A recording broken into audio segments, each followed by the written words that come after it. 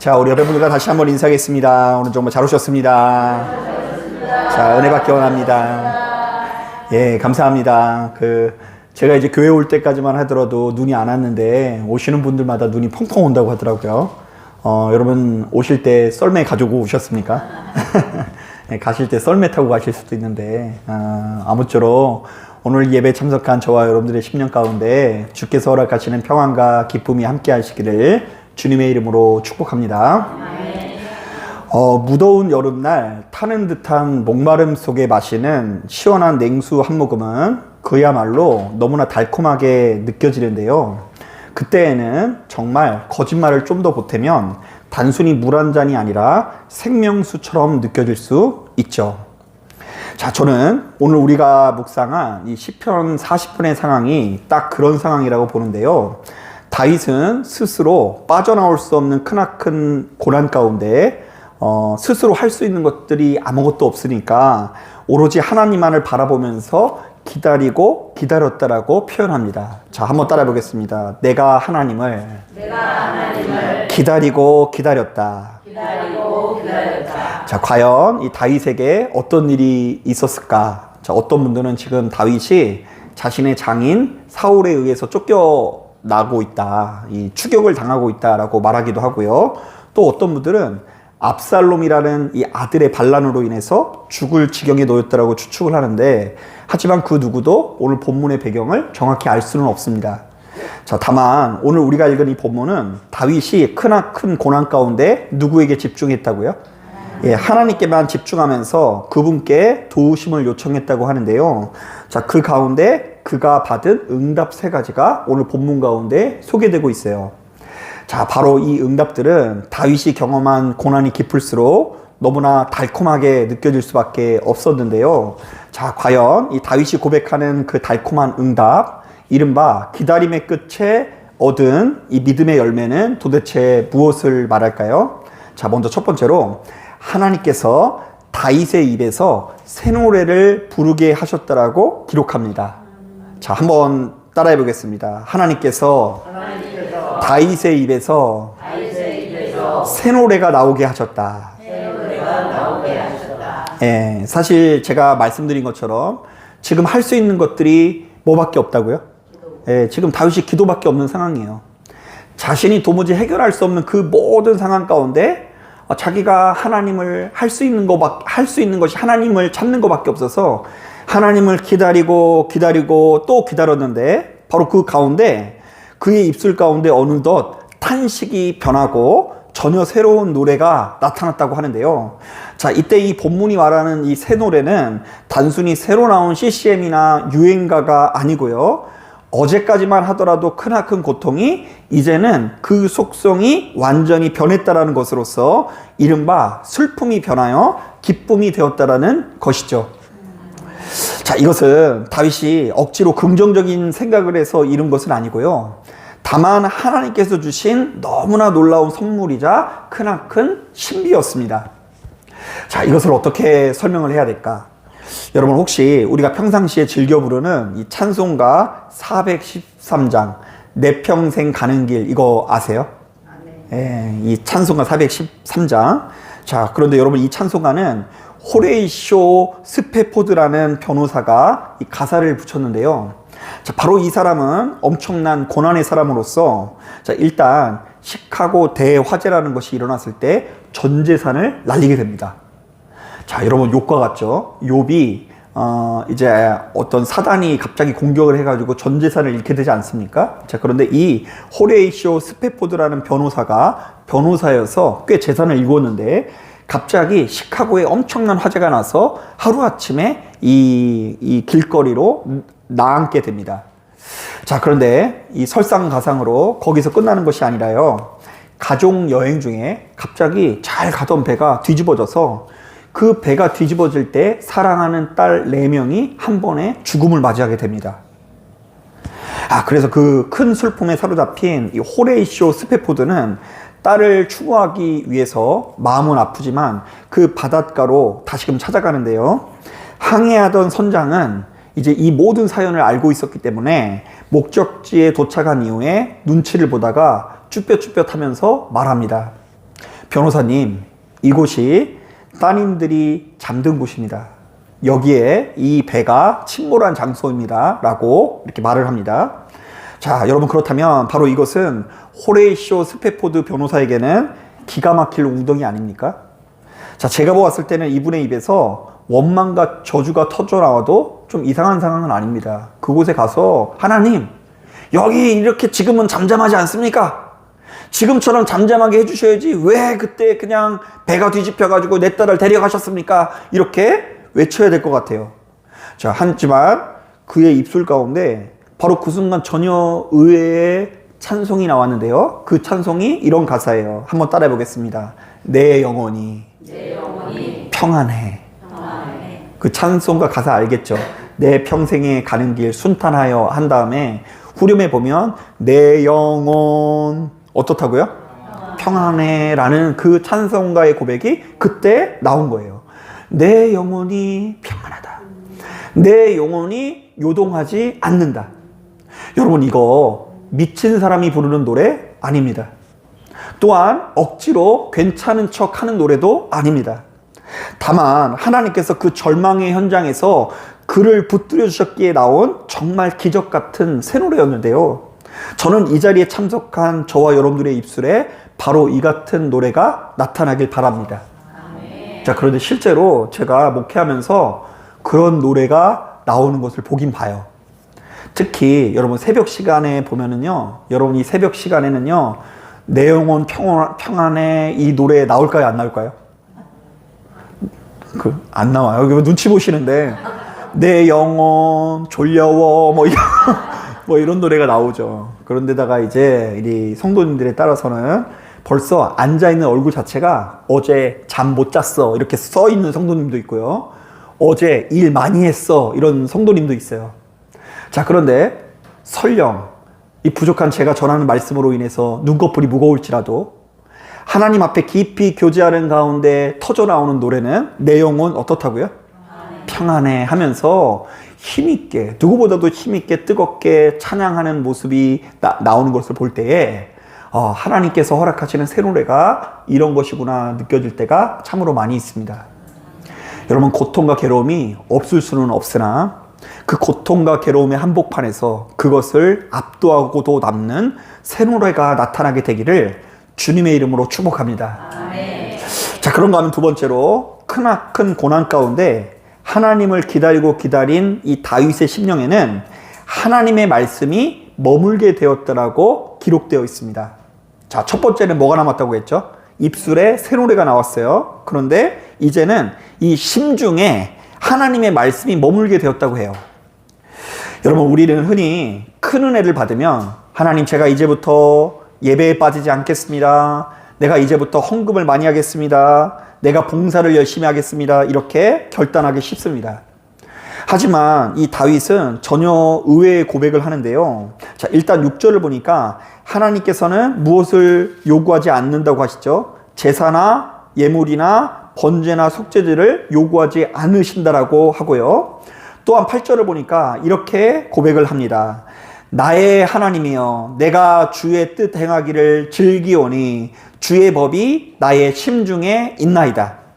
자, 그러니까 너무나 큰 고통 가운데 기도하는 다윗은 이런 고백을 갖추게 된 거예요. 하나님, 나를 이 웅덩이에서 건져주신 은혜가 너무 커서 나는 이제 내 마음대로 살지 않겠습니다. 내 귀를 열어서 주님의 말씀을 듣고 주님의 뜻대로 사는 것이 가장 큰 기쁨인 것을 깨달았습니다. 나의 심중에는 무엇이 있습니다? 하나님의 말씀이 머물러 있습니다. 이런 고백을 남긴 것이죠. 자, 저는 여러분 한 사람의 평범한 목사로서 바로 이 같은 내용에 크게 공감을 하는데요. 제가 이제 몇 번 말씀드린 것처럼 저도 이제 신앙물을 먹은 지 이제 한 20여 년이 지났는데요. 가만히 보면 지난 20년 동안 우리 사회가 그래도 많이 변했을까요? 안 변했을까요? 네, 되게 많이 변했어요. 처음 제가 이제 신학교 갈 때만 하더라도 이 경쟁률이 있어서 이 떨어지는 애들도 되게 많았거든요. 근데 요즘에는 웬만하면 여러분 다 붙어요. 공부 안 해도 돼. 신학교 가려면. 이제 그만큼 이제 20년 사이에 이제 많이 분위기가 변했어요. 그런데 이제 제가 피부로 느끼는 것은 뭐냐면 지금은 우리 사회가 어떻게 변한 것 같냐면 탈종교화 됐다고 느낄 때가 되게 많아요. 그러니까 20년 전에는 그래도 사람들이 영적이어서 새해 시작하면서 기도원 가면서 기도하고 툭 하면 어려운 일이 생기면 정말로 교회에 가가지고 하나님 앞에 붙들고 의지하는 정서가 강했어요. 자, 그런데 지금은 모든 것이 풍족한 시대로서 더 이상 하나님의 이름을 부를 만한 이유가 없는 것처럼 느껴질 때가 많죠. 자, 소위 말하면 지금 이 시대는 돈 있으면 장땡인 시대로서 돈이 그 자체로 하나님인 시대 아닙니까? 자, 그렇다 보니 우리들은 더 이상 하나님의 뜻을 궁금해하지 않고요. 그저 눈앞에 보이는 물질에 혈안이 될 때가 참으로 많이 있습니다. 그러니까 제가 이것을 한번 실감한 게 뭐냐면요. 과거에 섬기는 교회가 서울의 중앙에 있는 교회였는데요. 거기에 이제 하루는 이제 연예 기획사 사장님이 이제 결혼을 하셨는데, 결혼을 하시니까 이제 우리가 알만한 그 연예인들이 실제로 와가지고 이렇게 뭐 하객으로 있더라고요. 그래서 제가 그 구경 엄청 많이 했어요. 그런데 이제 그것뿐만 아니라 그 예배당 한 귀퉁에 사람들이 엄청 많은 거예요, 하객이. 그래서 저는 야, 엄청나게 큰 기획사인가 보다 이랬는데, 알고 봤더니 저는 이제 그 교회를 근무를 하니까 이제 제가 목격하게 됐는데요. 끝나고 돌아가는 사람한테 봉투를 하나씩 나눠주더라고요. 결혼식 참석 알바인 거예요, 알바. 뭐 놀라세요? 뭐 놀랄 거 아니에요. 그 인터넷에 결혼식 하객 알바 치면은 엄청나게 많이 나와 있어요. 가면은 돈 받아요. 그러면 이제 가가지고 이제 친한 척 하기만 하면 돼요. 아우, 야, 축하해, 축하해. 본 적이 없어도 뭐만 있으면요. 돈만 있으면 얼마든지 하객을 살 수 있는 시대가 열렸어요. 돈 있으면 하객만 살 수 있는 게 아닙니다. 우리의 모든 불편한 것을 다 해결할 수 있다 보니 이제는 탈종교화돼서 하나님 앞에 간구하며 기도하는 것보다 물질이 최고인 시대가 열린 것처럼 느껴질 때가 한 사람의 평범한 목사로서 너무나 많이 있어요. 자, 게다가 여러분, 우리 사회는 이제 더 이상 공동체를 필요로 하지 않는 것처럼 느껴질 때가 많이 있습니다. 제가 문득 이 말씀을 준비하다 생각나는 게 있는데요. 제가 초등학교 때 사회인지 도덕 시간인지 이런 문제가 나온 적이 있어요. 여러분 한번 맞춰보세요. 서로 이웃에 살면서 사촌 형제나 다를 바 없이 가까운 이웃은 무엇입니까? 네. 우리 박문사님 100점 맞으실 것 같아요. 그래서 이렇게 물어보면 이웃 사촌이라고 쓰면 돼요. 이웃이 뭐였다고요? 사촌이었어요. 자, 그런데 이제는 이런 단어가 완전히 사라진 것 같은데요. 이제는 이웃이 사촌인커녕 옆집에 누가 사는지 알아요, 몰라요? 모르고요. 심지어 우리가 가끔씩 음식을 이렇게 가져다 주면요, 도리어 부담스럽다고 하면서 이제 그만 가져오라 그래요. 제가 실제로 우리 아이들이 어릴 때 너무 막 뛰고 정신없으니까 아랫집에 그 몇 번 갖다 준 적이 있거든요. 그러니까 나중에는 그냥 이렇게 하시는 것도 아니고, 이제 그만 오시라고. 너무 저희가 받기만 하면 부담스러우니까 이제 그만 주시라고 막 이렇게 얘기를 하시더라고요. 자, 그러니까 이제는 나와 내 가족에는 타인과 관계를 맺지 않으려고 하는 시대로서 더 이상 교회라는 공동체에 속하지 않으려고 해요. 자, 그렇다 보니까 이제 많은 사람들이 큰 교회로 가려고 하는 그 면면을 보면 익명성을 선호하는 현상이 있어요. 자, 그러니까 이 교회 가서 예배는 드릴지라도 사람들이랑 어울리고 싶어 하지 않는 시대가 열리게 되었다는 것이죠. 더욱이 코로나 이후에는 이것이 한 발짝 더 나아갔는데요. 과거엔 그래도 예배만큼은 어디 와서 드렸죠? 교회 와서 드렸으나 이제는 예배조차도 집에서 드리는 시대로서, 그래서 꽤 많은 대형 교회들이 온라인 교회라는 것을 만듭니다. 그러니까 여러분, 교회가 뭐 어떻게 운영하냐면, 예를 들면 이런 식이에요. 우리는 지금 무슨 교회를 다니죠? 예진 교회를 다니는데, 예진 교회만 운영하는 것이 아니라 예진 온라인 교회라는 곳이 있어요. 그 대형 교회들마다 다 있어요. 무슨 교회, 무슨 온라인 교회, 이게 다 있어요.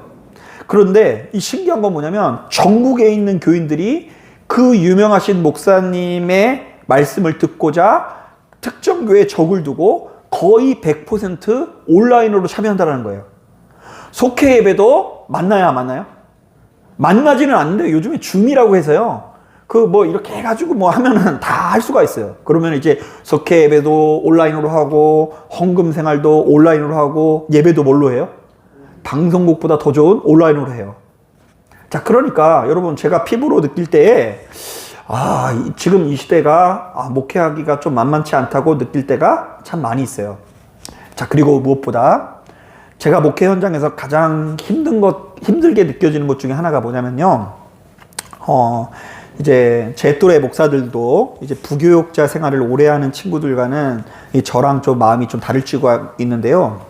저는 이제 벌써 이제 한 10년 이상 이렇게 단독 목회를 하는 가운데 가장 힘들게 느껴지는 게 뭐냐면 사람의 인생 자체가 생각보다 만만하지 않다라는 것입니다. 사는 게 쉽지가 않아요. 저는 사실 사람이 예수를 믿으면 그때부터 걱정할 것도 없고 고난도 없이 모조리 다 승승장구한다라고 여겼거든요. 자, 그런데 생각보다 그렇게 인생이 낭만적이지 않아요.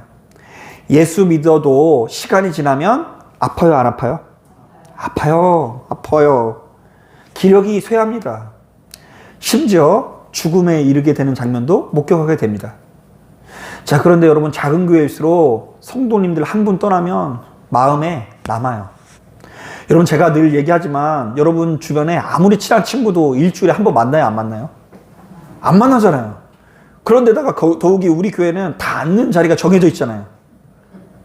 우리 전순희 권사님은 맨날 저기 앉으시고 우리 정현도 권사님 맨날 저기 앉으시고 그러니까 누구 안 나오면 그 빈자리가 막 사정없이 가슴이 아프게 만듭니다. 그래서 저는 이 과정을 이 성도님들과 함께 마주하면서 고통스러울 때가 많습니다. 늘상 우리 성도님에게 복을 빌거든요. 하나님, 복을 주옵소서. 감기 안 걸리게 인도하여 주시옵소서. 저부터 걸려, 저부터 새해 시작하자마자 목이 나가가지고 설교를 못해요. 하나님께서 어쩌면 그렇게 응답을 안 하시는지 야속하다고 느껴질 때가 많습니다. 자, 여러분 제가 지금 금요 예배 나오신 분들에게만 얘기를 하는 거예요. 지금 영업 비밀이에요. 이런 점에서 지금 어렵다. 사람들은 자꾸 탈종교화되고 말 걸면 안 되고 음식점 가도 지금 뭘 해야 돼요? 스마트폰을 해야 돼요. 말 걸면 안 돼요. 많이 물어보면 안 돼요. 어른들도. 그런데 이런 시대에서 목사로서의 역할과 기능을 매일같이 고민하게 됩니다. 여러분 사람들은 이제 더 이상 부르짖으려고도 안 하고 이젠 돈이 최고고 공동체에 속하려고도 안 해요. 그리고 이제 사람들은 조금씩 나이 들어가는 가운데 세월의 무게를 느끼고 있어요. 자, 이 와중에 목사는 무엇을 하는 사람이어야 될까? 자, 아무리 고민해도 결국은 답은 하나인데요. 때를 얻든지 못 얻든지 하나님의 말씀을 전하는 것입니다. 네, 제가 이것을 발견한 거예요, 진짜. 때를 얻든지 못 얻든지 뭐가 보이든지 안 보이든지 꾸준히 전하면 그 말씀을 듣는 성도들에게 그래도 역사가 나타나더라고요. 그게 이제 막 급격하게 나타나지는 않더라도요. 좌우지간 일단 한번 들어보세요. 일단 한번 잡숴봐가 아니에요. 일단 한번 들어만 봐요. 1, 2년 갔다 안 돼요. 그 빨리 변하는 사람들은 뭐 몇 번 만에 변하기도 하지만요. 조금 변하기도 하지만 또 다시 좀 있으면 쓴뿌리가 올라와요. 그런데 이제 조금 자기 주관이 강한 사람, 자기가 믿음 생활을 좀 꽤 했다라고 생각하는 사람일수록 잘 안 변해요. 한 5년 걸려요. 그런데 좌우지간 일단 한번 잡숴보기만 하면 일단 한번 잡숴보기만 하면 하나님의 말씀에 역사해서 그 인생의 방향을 바꾸는 것을 제가 목격하게 됩니다. 그래서 이제 양가의 마음이 드는데요. 한쪽으로는 야, 가면 갈수록 이제 진짜 사람들이 교회 안 나오겠다 이런 마음도 들고 또 한편으로는 그럼에도 불구하고 말씀이 제대로 전해지면 그래도 아직까지는 소망이 있겠다라는 마음이 들기도 합니다. 자, 그런데 실제로 오늘 본문에 다윗에게 그런 변화가 나타났는데요. 자, 다윗이 지금 자기 자신이 기가 막힐 웅덩이에 빠져 있다고 그러잖아요. 내가 기가 막힐 웅덩이에 빠져서 지금 하나님만을 기다린다. 자, 그런데 그렇게 기다리고 기다렸더니 그 수렁에서 건짐을 받고 그가 이렇게 고백합니다. 오 하나님, 하나님의 도우심을 받고 나니 주의 법이 나의 심중에 있나이다. 주의 법이, 하나님의 말씀이 나의 심령에 심겨졌사오니 그것이 나를 살릴 줄로 믿습니다. 자, 그러므로 여러분, 매일같이 교회 나와 하나님의 말씀에 귀를 기울이시고 이 세상의 악한 흐름에 지나치게 휩쓸려 가지 않기 위해서 노력하십시오. 예, 여러분 가만히 보면 우리가 하나님께서 주신 축복의 말씀이 있는데 자꾸만 세상의 것에 떠내려 가거나 아니면 지금 내가 여태껏 진리가 아닌데 진리로 오해하면서 붙들고 있는 것 때문에 잘못된 길로 갈 때가 많아요. 자, 그런데 다윗처럼 참된 하나님의 말씀이 여러분들의 심령에 심겨지는 역사가 나타나기를 주님의 이름으로 축복합니다. 아멘. 자, 마지막 세 번째로 크나큰 고난 가운데 하나님을 기다린 다윗이 가는 곳곳마다 복음을 전파하는 자가 되었다라는 내용이 나옵니다. 자, 가는 곳곳마다 무엇을 전하는 사람? 복음을 전하는 말씀이 나와요. 여러분, 내 안에 말씀이 가득 차고 구원의 기쁨이 회복되면 어떤 일이 일어나냐고 하냐면 다윗은 9절부터 10절까지 이렇게 선포합니다. 자, 한번 따라해 보겠습니다. 내가 많은 회중 가운데서 의의 기쁜 소식을 전하였나이다. 이때 이 기쁜 소식이 뭐예요? 복음이에요, 복음. 자, 그러면서 내 입술을 닫아두지 않았다고 하고요. 또한 만나는 사람들마다 하나님의 공의와 성실과 구원과 인자와 진리를 숨기지 않고 드러냈다라고 말합니다. 자, 그러니까 여러분 오해하면 안 돼요. 내가 만나는 사람마다 교회를 데려왔다라는 게 아니에요. 만나는 사람들마다 무엇을 전했다고요? 하나님의 공의와 성실과 구원과 인자하심을 많은 사람들 앞에서 숨기지 않고 드러냈다라는 거예요. 자, 여러분 제가 한번 제가 앞서 언급한 그 시원한 생수를 한번 떠올려 보십시오. 자, 지금 우리가 사막에서 목말라 죽어가다가 우연히 오아시스를 발견한 거예요. 자, 그리고 거기 갔더니 유독 이 더운 사막에서 발견한 오아시스는 그렇게 시원하대요. 샘물이어가지고. 자, 시원한 물을 마시고 나서 다시금 살아나게 됩니다. 자, 그렇다면 바로 이 물을 마신 사람들은 주변 사람들에게 알릴까요? 알리지 않을까요? 알릴 수밖에 없어요. 저 같은 경우도 이렇게 얘기하겠죠. 아우, 여보, 이리 와서 빨리 마셔봐. 우리 이제 살았어. 이제 여기에 와서 이것만 먹으면 살 수 있으니까 당신도 먹어. 태성아수비나, 얘네 깜짝 놀랐어요, 지금.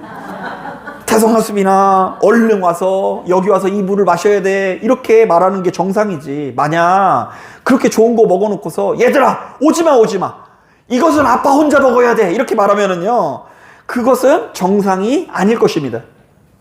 자, 그런데 이것은 신앙생활도 마찬가지인데요. 우리가 정말로 예수 그리스도를 만나 생명을 누렸다고 한다면, 우리가 정말로 지옥 같은 웅덩이에서 건짐을 받았다면 주변 사람들에게 외쳐야죠. 아니, 이렇게 외칠 수밖에 없습니다. 너희도 와서 예수 한번 믿어봐라. 참 좋다. 너희도 예진교회 와서 일단 한번 말씀 한번 잡숴봐. 자, 그런데 여러분, 우리들의 현실은 어떻습니까?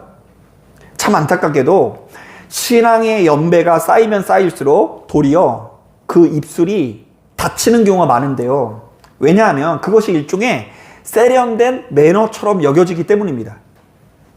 자, 요즘 시대에 남에게 종교 강요하는 것은 신뢰라고 하잖아요.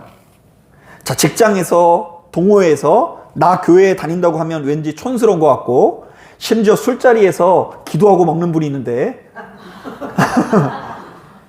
그럼 뭐 호프집 같은 데서 주여 오늘도 일용할 양식을 주셔서 감사합니다. 막 이렇게 이야기를 하면 분위기를 어떻게 한다고 하죠? 깬다고 하죠. 자, 그렇다 보니까 우리는 점잖은 척 입을 닫는 것이 익숙해져요.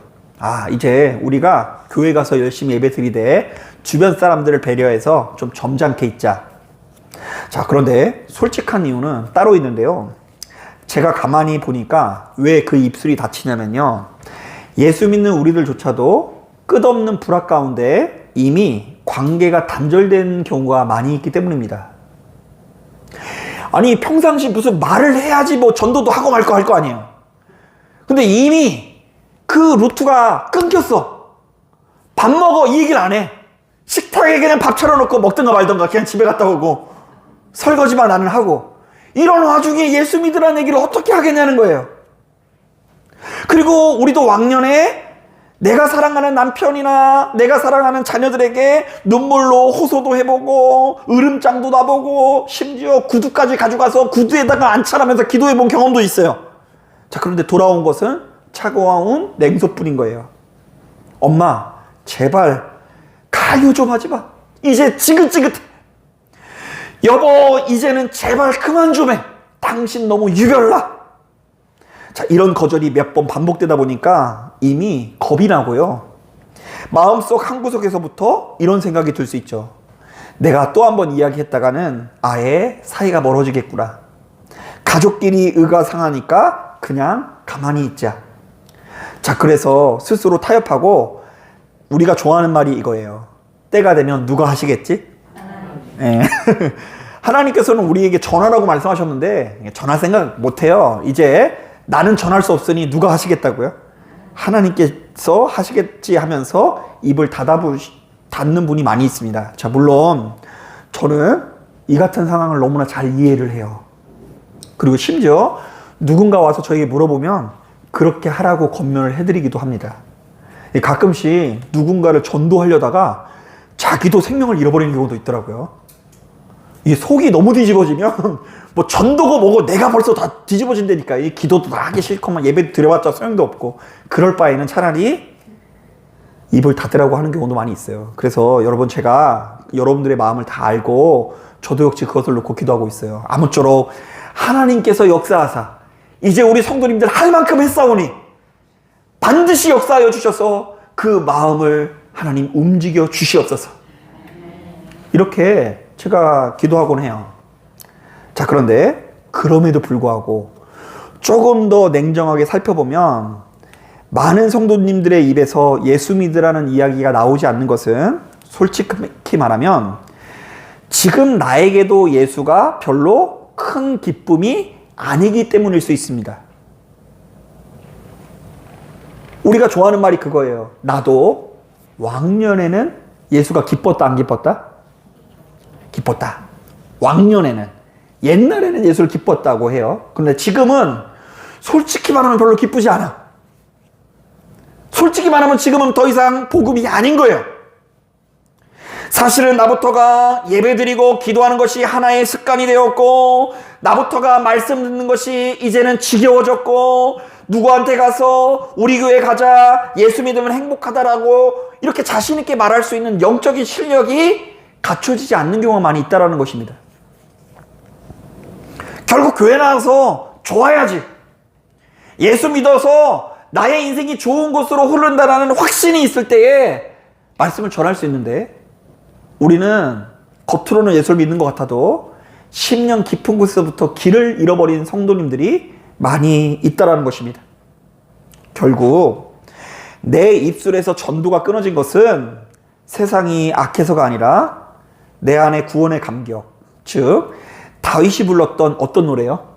새 노래가 희미해졌기 때문일 수 있는 거예요. 자, 그러므로 여러분, 지금 이 자리에 참석한 저와 여러분들이 무엇보다 내 안에 식어버린 구원의 감격, 새 노래를 다시금 회복하길 바랍니다. 예, 이게 이제 순서예요. 다윗이 여러 가지 큰 고통 가운데 빠졌습니다. 어쩌면은 그게 이제 사울 왕 때문에 쫓김을 당해가지고 생명의 위협 속에 이 기도를 하는 것일 수 있고, 압살롬이 자꾸 추격을 하고 반란을 일으키니까 죽을 것 같은 마음을 가지고 기도를 했는데요. 그런데 하나님을 기다리고 기다린 이 다윗이 응답을 그럼에도 받아요. 어떤 응답을 받습니까? 갑자기 기도했더니 하늘에서 천군 천사가 내려와서 대적들을 무찌러 준 건 아니에요. 자, 그런데 제일 먼저 그 입술이 변하여 이 죽을 것 같은 고통, 기가 막힌 웅덩이에 빠져있는 이 상황에서 어떤 노래가 나왔다고 하죠? 새 노래가 나왔다고 하고요. 입에서 새 노래가 나왔더니 심중에 하나님의 말씀이 심겨지고요. 자, 그리고 또 어떤 역사를 누리게 됐다고 이야기합니까? 그 입에서 내가 만나는 사람들마다 하나님을 믿으니 참 좋다라는 증언자의 삶이 나타나게 되었다라고 말해요. 자, 그래서 여러분, 이것은 따로 쪼갤 수가 없고요. 다 연결되어 있는 개념이에요. 자, 지금 심중에 무엇이 있다고요? 말씀이 있어요. 말씀이 있는 사람들은 입술에도 뭐가 있는 거예요? 찬송도 있는 거고요. 그리고 만나는 사람들마다 너무 좋으니까 너도 일단 한번 잡사봐. 이런 이야기가 나오기 마련인 거예요. 그래서 이 세 가지가 유기적으로 연결되어 있어요. 자, 그래서 억지로 입을 여는 것이 아니라 내 안에 주신 생명수가 너무나 시원하고 달콤해서 사랑하는 가족과 이웃들에게 이 물 좀 마셔봐라. 예수가 참 좋다라고 전하지 않고는 견딜 수 없는 이 거룩한 본능이 살아나게 되는 거예요.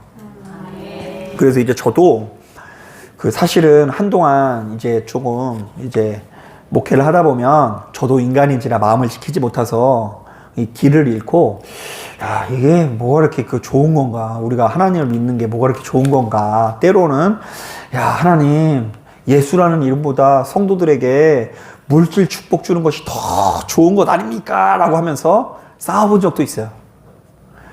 근데 젊은 목사가 좀 그렇게 한번 패기 있게 싸워도 봐야 되는 거 아니겠어요? 그죠? 싸우시면 안 돼요.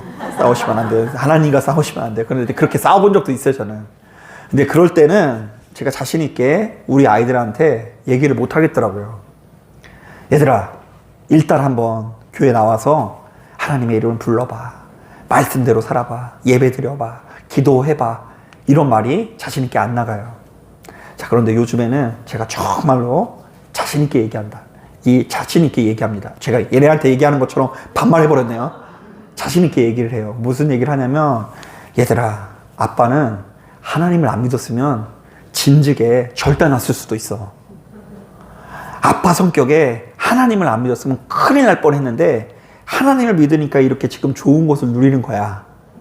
이렇게 얘기를 하는데, 또 제가 목사지 뭐 쟤네가 목사는 아니잖아요. 그죠? 그래서 이제 전화는 족족 받아들이진 않는데 저도 얘기하고 엄마도 맨날 그냥 얘기하기를, 야, 얘들아, 하나님 믿는 것은 참 좋은 거야. 하나님을 믿기 때문에 엄마가 어둠에서 벗어나 지금 빛을 누리게 되었고, 이런 이야기를 해주니까 얘네가 세뇌는 일단 당한 상태예요. 세뇌를 당한 상태예요. 여러분, 바로 오늘 본문에 나와 있는 이 기도의 역사를 누리셔야 됩니다.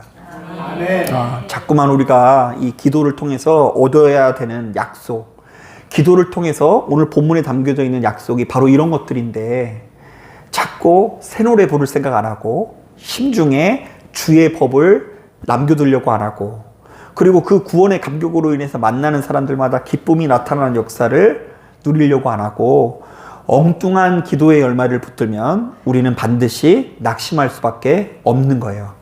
그래서 오히려 지금 이 시대는 이 성도님들이 믿음의 힘을 잃어버리는 경우 진짜 많이 보게 돼요.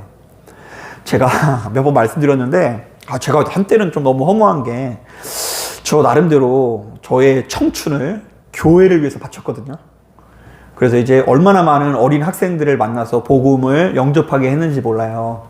그때만 하더라도 이제 그런 뭐 부흥 강사, 뭐 수련회 이런 분위기가 있어서 저도 뭐 애들 데리고 가가지고 얘네들 막 눈물바다로 막 1시간씩 기도하고 2시간씩 기도하고 새벽에 2시, 3시까지 기도하고 그것도 부족해가지고 일어나서 찬양하고 막 그랬던 기억이 있거든요. 그런데 얘네들 중에 교회 나온 애들이 별로 없어요, 요즘에. 그렇게 많은 애들 제가 어린 민장 만나보니까 지금껏 만난 애들이 한 1000명 돼요. 해마다 뭐 저는 그 당시에 설교를 유아부도 하고 유치부도 하고 뭐 초등부도 하고 중고등부도 하고 청년들도 하고 하니까 그동안 만난 인원이 한 1000명 돼요. 그런데 그 중에 지금까지 교회를 다니는 애들이 별로 없어요. 김유리, 방수윤, 김일애, 뭐 그런. 일회 권사님 아니에요. 또 일회 청년이 있어요. 일회 청년. 몇 명 안 돼요. 몇 명 안 돼요. 지금 이제 제가 만나고 있는 애들이 거의 다고, 과거에 다녔던 애들은 그냥 제가 추억을 공유해서 너무 반가운데, 근데 교회를 안 나가니까 만나면 불편한 존재예요. 저 만나는 거 좀 불편해해요. 왜냐면 교회를 지금 당신들이 안 나고 있으니까 불편하긴 하지만 이제 지금은 안 다니고 있어요. 근데 면면을 보면, 걔네들이 안 나오는 면면을 보면 그렇게 뜨겁게 기도를 하면서 세상 조류에 떠내려고 하는 애들이 되게 많아요. 막 대학 나와서 취업이 안 돼도 너무 안 되는 거예요. 취업을 했는데 또 빚에 허덕여. 그 애들이요, 요즘에 애들 되게 소비적인 거 아세요? 여러분들은 뭐 100만 원, 200만 원 받으면 그거 막 악착같이 절약해가지고 뭐 이렇게 모아두고 그러잖아요. 근데 요즘엔 다 받는 족족 써버리는 애들이 많아. 집에 가서 알아보세요. 여러분 아들, 딸들 다 써버려요. 그래서 월급이 나오면 바로 다음날 카드가 가져간대요. 그렇게 생활을 하는 애들이 되게 많아. 소비적이에요. 그렇게 살다 보니까 직장 생활을 오래 다녔는데도 불구하고 빚이 별로 해결이 안 되고 수중에 돈이 없는 가운데 허망해. 자, 그런데 그 와중에 이 참된 복음이 딱 서 있지 않다 보니까 세상 조류에 떠내려가면서 하나님을 붙들고 의지하는 삶이 별게 아니게 되고 돈이 최고게 되고 그러면서 이 교회라는 공간 자체가 매력을 잃는 경우를 너무나 많이 봤어요. 아니, 어린 애들 볼 필요도 없이요. 저는 지금까지 신앙생활 하는 가운데 어떤 분은 일평생 내가 하나님 앞에 충성하면 자녀들이 복받을 것을 기대했어요. 좋은 대학에 갈 걸 기대했어요. 그런데 좋은 대학을 가면 중간이고 좋은 대학에 가지 못하면 서서히 하나님도 믿을 필요 없게 느껴지는 경우도 보게 되고요.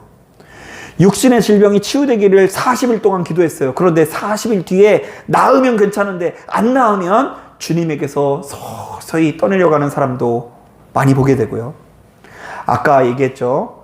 어떤 그 찬송가의 작사가가 자녀 넷을 잃었는데 그 자녀 넷 잃어버린 그 바다 한복판에서 내 영혼 뭐라고요? 평안해. 돌림 노래잖아요, 그게. 근데 제가 봤을 땐 그게 그 진짜 무슨 메아리 같은 효과가 아니었었나 싶어요.